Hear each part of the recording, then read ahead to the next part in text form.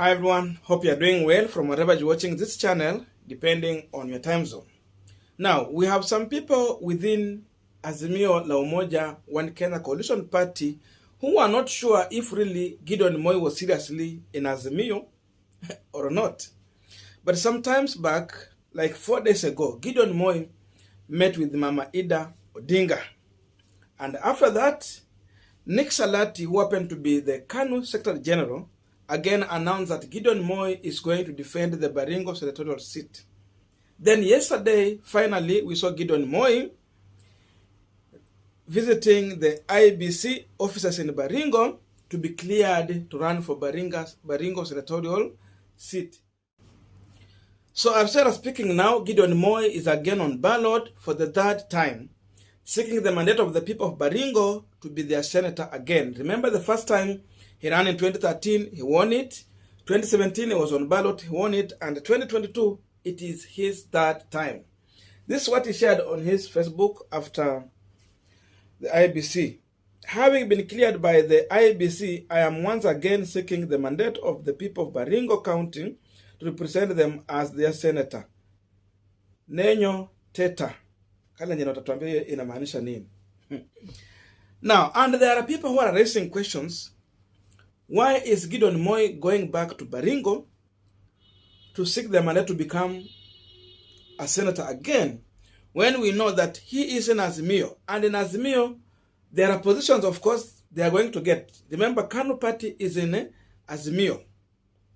So there is a possibility KANU might get either 1 or 2 slots for CS positions.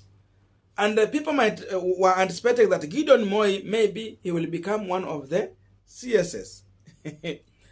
But it is clear Moi is on ballot again. So on this Punchline today, we want to try and use our time to understand why Gideon Moi is going back to Baringo, rather than just campaigning for Azimio candidate, then wait maybe to be given a slot. But before we go deep into that analysis, just a quick request. You might be watching this channel, but you're not yet subscribed. So my humble request, please consider subscribing so that another time, once we release a video like this one, you will always get notified. Again, to all our channel subscribers and anyone who would comment, I must say thank you so much for your unconditional support. Again, I'm requesting you to give this video a thumbs up so that YouTube can recommend our videos to more viewers. Back to our discussion. Now, there are several reasons why Gideon Moi feels that he needs to have an elective seat. Number one, the reason is Gideon Moi wants to remain in active politics. How do you remain in active politics? You remain in active politics when you are seeking an elective position. If you are seeking an elective seat, that means you are going to campaign for yourself and for the people whom you wish you want them to win. And at the end of the day, you will remain active once you get elected. That's the truth.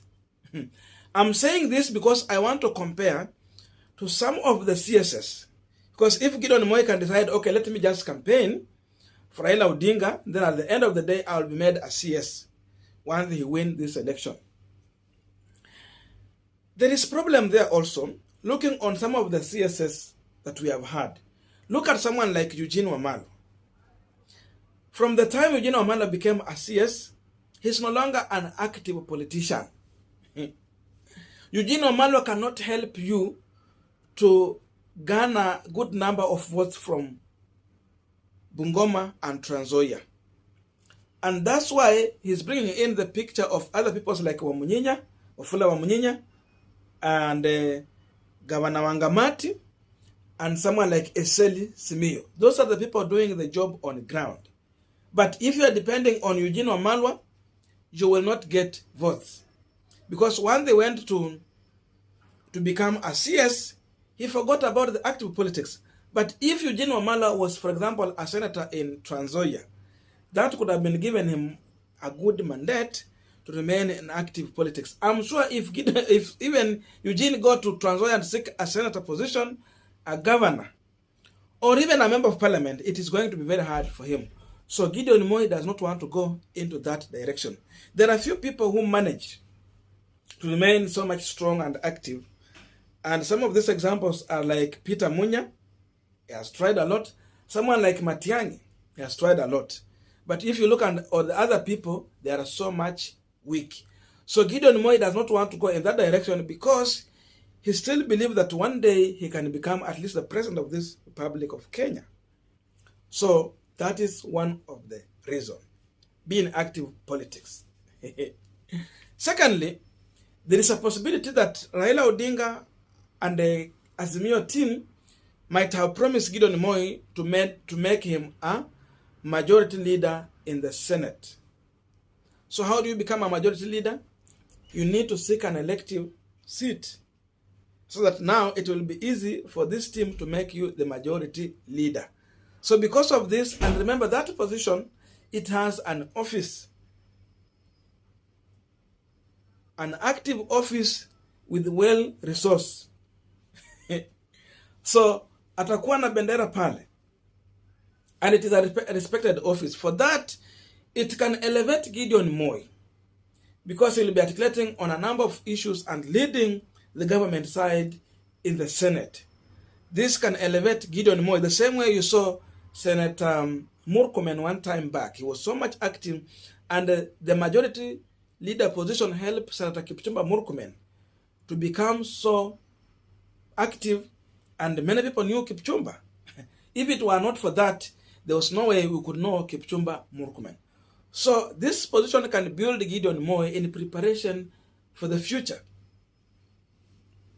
So that is another possibility. Run for the Senate of Baringo, then come, we will reward you.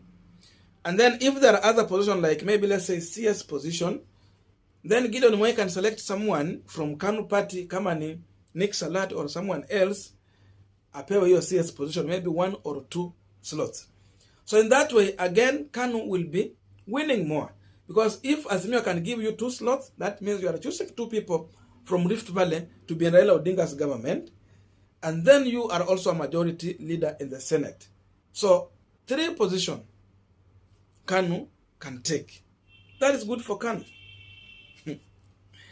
And number 3, in my view, I think Gideon Moi's decision to go back to Baringo could be to reduce the numbers of UDA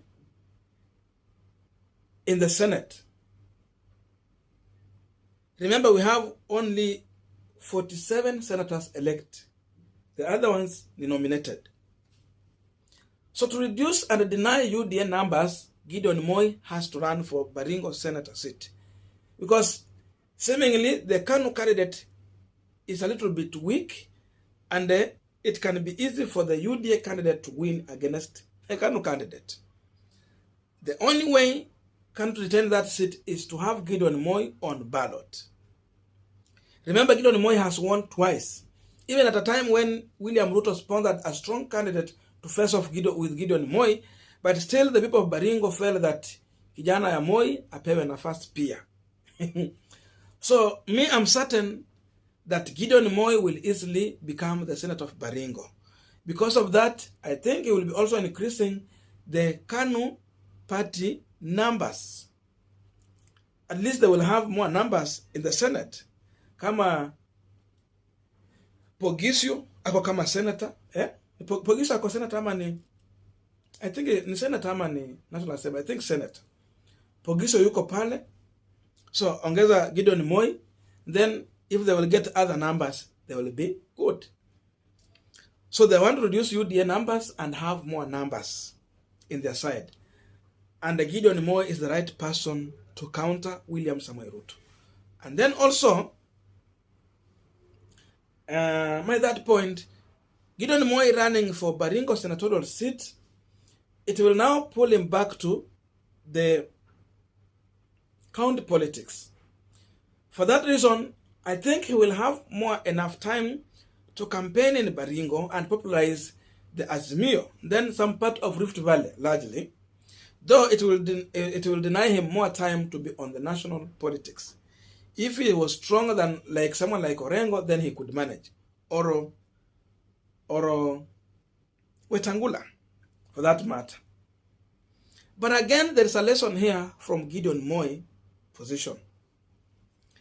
to go and run for Baringo Senator seat. Sorry for that. If you look at Gideon Moi, he's not poor. So he's not running for the senatorial seat to enrich himself. Gideon Moi simply just wants to remain in active politics. He is a rich person. You cannot compare that even to Musalia Mudavadi. So I asked myself a question. If Gideon Moi is going for the senator seat because he wants to be in active politics, and he is a party leader, look at Senator Wetangula, same, very brave brain. He go for his elective seat so that even if they lose, he has something to remain with. My problems come with Musalia Mudavadi. What is wrong with Musalia Mudavadi? Why couldn't he even seek for an elective seat in as much as an ANC party leader? Because, of course, some of his colleagues like Gideon Moi, they are seeking this mandate, Senator Wetangula. Lakini Musalia Mudavadi, after even in 2013, they gave him a slot to become a CS. He refused. By Uhuru Kenyatta. I wonder with him. I think the best thing for him also, it was to learn from Gideon Moi and borrow a leaf again from Senator Wetangula.